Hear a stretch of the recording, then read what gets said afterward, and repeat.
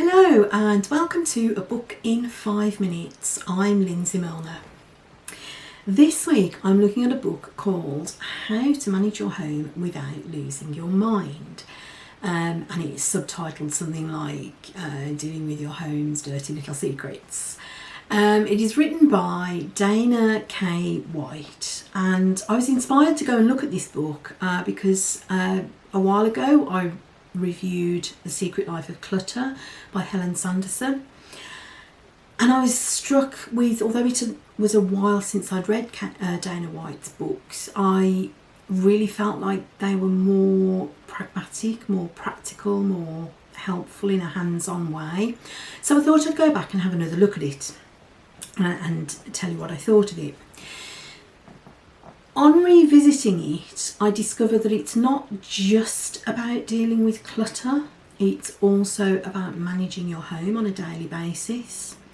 So she's got a number of tips, a number of things that she thinks you should do every day. So if you despair of managing your home, she has a process whereby you, for the first week, you just do your dishes on a daily basis.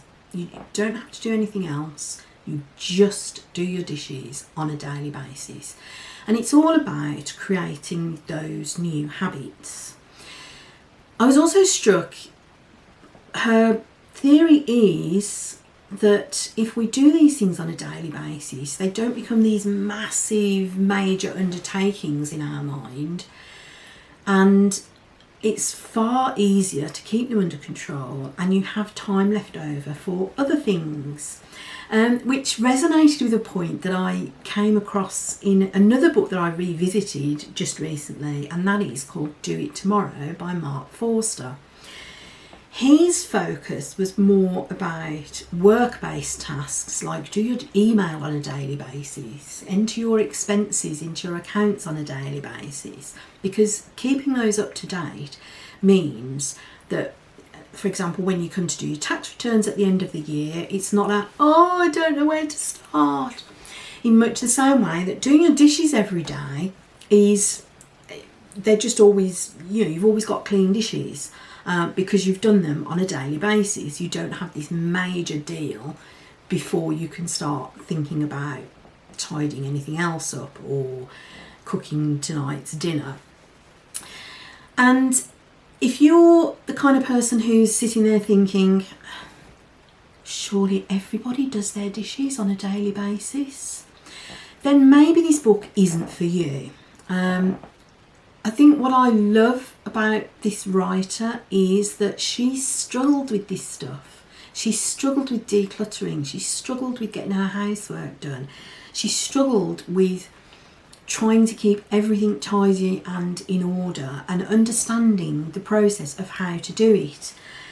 I was interested that she said until she started doing her dishes on a daily basis, she didn't really understand what that meant, what it took, how long it took.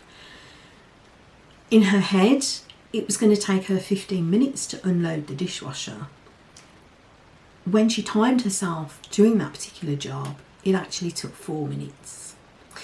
So just that knowledge, that skill, and again, like if she got really behind and she's got far too much crockery, far too many pots and pans, a massive undertaking to get it all up to date, then the next time she came to do it, it was another massive undertaking in her head.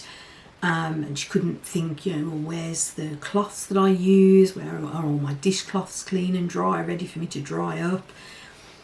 All that sort of stuff. When you get into the habit of doing something on a daily basis, you make it as easy as possible and you discover how long it actually takes, and you then free up time for more interesting things. I also thought there was a resonance with Sanderson's clutter is just decisions that haven't been made yet.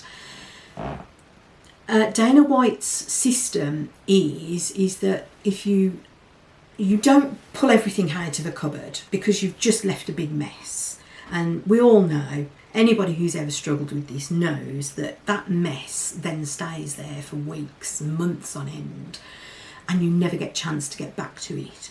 So she doesn't advocate for that. She advocates instead for just dealing with a small area. Start with what's visible.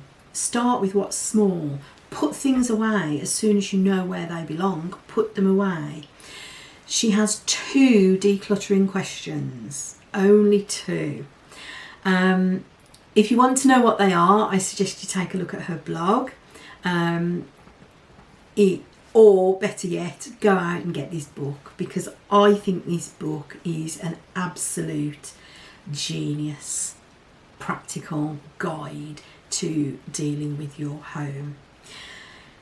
I think there's a place for Helen Sanderson's, but it was a bit more sort of conceptual about why we hold on to clutter, whereas I think Dana White, although she does have that sort of psychological, she's got a very good understanding of her own psychological motivation, which resonated with me. But she's not a psychologist. She's very practical in, how to deal with all this stuff. So that's my verdict. I highly recommend this book, How to Manage Your Home Without Losing Your Mind by Dana K. White. That's it for now. I will see you next time. Bye.